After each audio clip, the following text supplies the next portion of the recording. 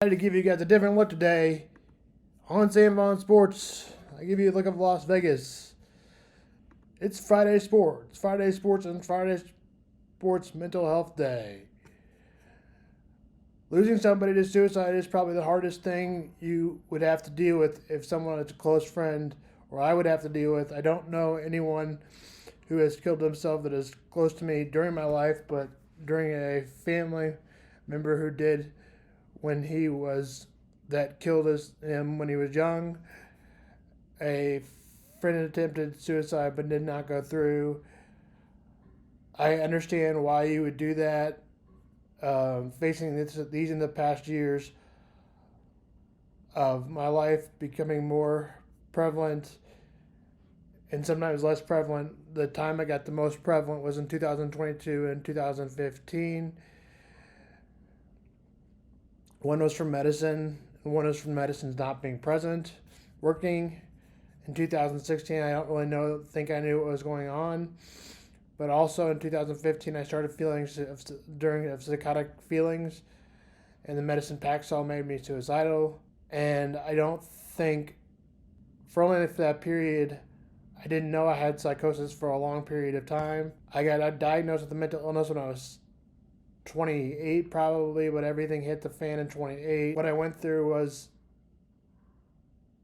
something that was hard to experience in 2022 with voices that were telling you to do stuff that you shouldn't do. That's the most scariest, but sometimes it's just a thought, or sometimes it's intrusive thinking, which was one of them was a voice telling me to jump off a bridge, but luckily I did not. I went to the hospital at Cottonwood Spring, which is where I were to get help. In 2022, if you need help, please don't hesitate to call or hesitate to go to an emergency room or into a mental health hospital. But if you're at home and you don't know what to do, 988 or 1-800-TALK or 1-800-950-NAMI 6264. Monday through Friday, 10 a.m. to 10 a.m. Talk to a NAMI or helpline specialist. How to seek help. And it's been over a year since Nathan Kochman took his own life at just 16 years old. It was a high-profile case that drew the attention of our entire community. The family was even offering a $10,000 reward in hopes of bringing their son home safely. Sadly, about a week into our coverage, we learned Nathan's body had been found in a secluded forest. He had taken his own life. For the first time since learning of their son's suicide, Nathan's parents are bravely sharing their story in hopes of saving another child's life. I was surprised in the end that he had just run away. Sarah Kochman still can't believe it. It's that moment where you're like, wow, I do not even know my own child. It's been a year and a half since her middle child, Nathan, just 16 years old, took his own life. Looking back, it seemed like he had dug himself into an emotional hole. Nathan's parents, John and Sarah, knew their son was struggling. He had run away 6 months prior to his death. They took him to see 2 psychologists and a psychiatrist. What did they tell you? They told us he was normal. They told us he was an existential thinker and that he had deep thoughts and strong thoughts, but that was normal for a teenager. And he was impulsive, but not nearly a threat to himself. It devastated him that this is what he was going to have to live with. Still struggling at school, Nathan's parents allowed him to switch from Providence High School to Providence Day. As a parent saying, I will do anything to make you happy. Where things seemed to get better at first, he joined the football team. He was much happier. But his season came to an early end after suffering a concussion. He began getting headaches. So we quickly took him to a concussion specialist who actually showed that it was affecting his cognition as well as his mood. And with that, a decision was made. Certainly we weren't going to have him play football again. Underneath, he didn't reveal to us the turmoil that he was going through. The concussion exacerbated that, just as all the other things did. The school, the depression, the teenage years and emotions and hormones that go along with that.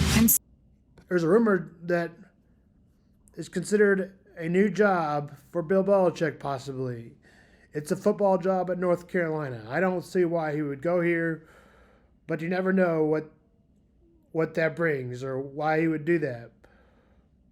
But if he was to do that, he can replace Mac Brown, who was a coach at Texas for a very long time and also a coach at North Carolina for a very long time and had a successful career. And that's an option for Bill Belichick, but I see him going in the NFL if he goes back, the former Patriots coach, one of the greatest coaches of all time. Night football, the Lions squared off against the Packers. The Lions got off to a good start on the first drive, grueling drive of 11 plays and touchdowns, 7-0.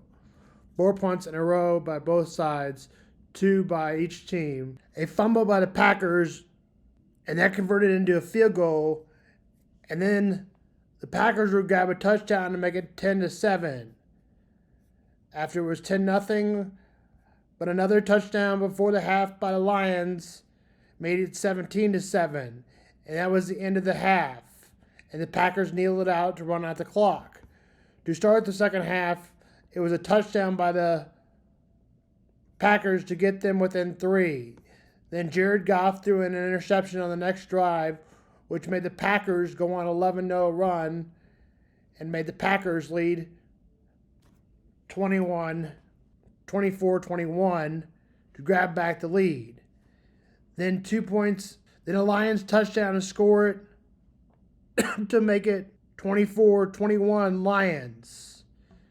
A punt and a turnover on downs. The Packers would score another touchdown to make it 28-24. A touchdown by the Lions to make it 31-28. And a field goal made it 31-31, but the Lions had the ball for the last chance, and they made a field goal to make it 34-31 was the final. Jared Goff presumed to off after he fell down and still made the toss and flip, but he wasn't tackled down by a player that was on defense. He just fell down. But anyways, they got the first down, and it was a great play, especially since he fell from his back. And if they kicked the field goal at that time, there was 41 seconds. But as it remained, the clock ran out at the end, and the Lions kicked the winning field goal to win 31-28. Now we move on to the conference championship games. UNLV and Boise State will play as Boise State looks to keep their playoff hopes alive. UNLV is 20. Boise State players to watch out for: Ashton Jenny, running back. For quarterback will be Matty Matson, and Cameron Cooper for the wide receiver for Boise State. Defensive end,